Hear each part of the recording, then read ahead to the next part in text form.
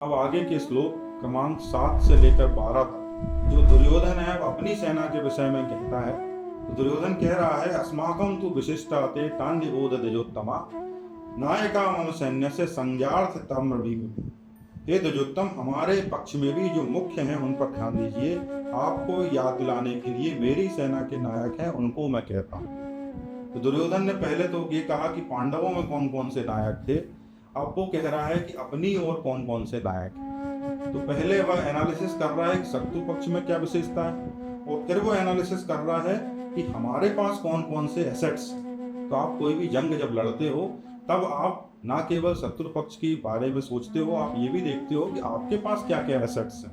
ऐसा तो है नहीं कि आप लड़ाई लड़ने आ गए तो किसी बिना दम के आ गए। मार्केट में कोई प्रोडक्ट लॉन्च कर रहे हैं तो बिना दम के कर रहे हैं, आप कोई बिजनेस लॉन्च कर रहे हैं तो बिना दम के कर रहे हैं। तो अभी पिछले श्लोकों में हमने देखा कि आपको ये देखना है कि शत्रु पक्ष के पास क्या क्या है, फिर ये भी देखना है कि मेरे पास क्या क्या है, क्योंकि आप भी बलशाली हो, आपका भी बल है। तो दुर्योधन को ये पता था कि ना केवल शत्रु पक्ष तो ठीक है, लेकिन मैं भी कम नहीं हूं, मैं उनसे ज्यादा सेना रखता हूं, उनसे बड़े बड़े शूरवीर हैं। तो वो अब कह रहा है, भवानिश्च भीष्मश्च कर्णश्च कृपश्च समिति संजया अश्वत्थामा विकर्णश्च सोमदत्तिस्तथैव च। हमारे पास भी भीष्म, कर्ण, कृपाचार्य, अश्वत्थामा, विकर्ण और सोमदत्त जैसे वीर पुरुष हैं। तो भीष्म के विषय में तो सभी लोग जानते हैं कि भीष्म कितने तेजस्वी थे, कितने बलवान थे। और भीष्म का तेज जो था वो केवल अकेला शस्त्र विद्या का नहीं था, भीष्म धर्मात्मा भी थे, उनको धर्म का भी पूरा ज्ञान था, शास्त्रों का पूरा ज्ञान था। तो वो हर चीज की एनालिसिस करते थे, उनकी हर तरह से इज्जत थी। उनकी इज्जत समाज में केवल एक योद्धा की नहीं थी, वो एक पुरवंशियों में वयोवृद्ध सन्यासी भाव वाले तेजमयी ब्रह्मचारी ऐसे ऋषि पुरुष भी थे।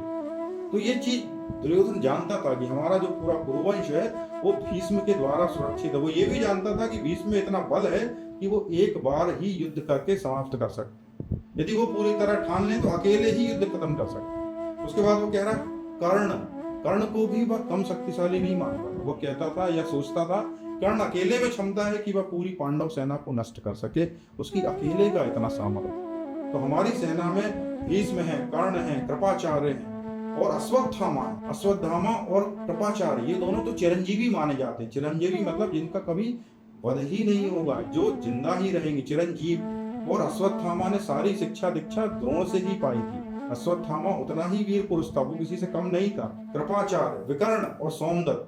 विकर्ण कौन था? विकर्ण जो था वो दुर्योधन का भाई था। तो वो ये भी कहना चाह रहा है कि जो आप लोग बोलते हो कि ये लोग धर्मात्मा हैं, तो ये अकेले धर्मात्मा नहीं है, मेरा भाई है विकर्ण, और वो किसी धर्मात्मा से कम नहीं है, वो धर्मात्मा भी है और शूरवीर है, वो मेरे पक्ष में खड़ा हुआ है। और कह रहा है सोमदत्त जो थे वो इनके जो शांतनु जी थे, शांतनु जी के भाई बाहिक का प्रपौत्र था, नाती सोमदत्त, और भूरिश्रवा का पुत्र था। सोमदत्त की विशेषता थी कि उसने कई यज्ञ करवाए थे, भूरिश्रवा जी ने कई यज्ञ करवाए थे। तो ये धर्मात्मा भी थे और शूरवीर भी थे। तो दुर्योधन अपनी ही सेना का वर्णन करते हुए कहता है कि मेरी भी सेना में इतने इतने धर्मात्मा हैं और शूरवीर भी हैं, मैं किसी से कम नहीं हूं।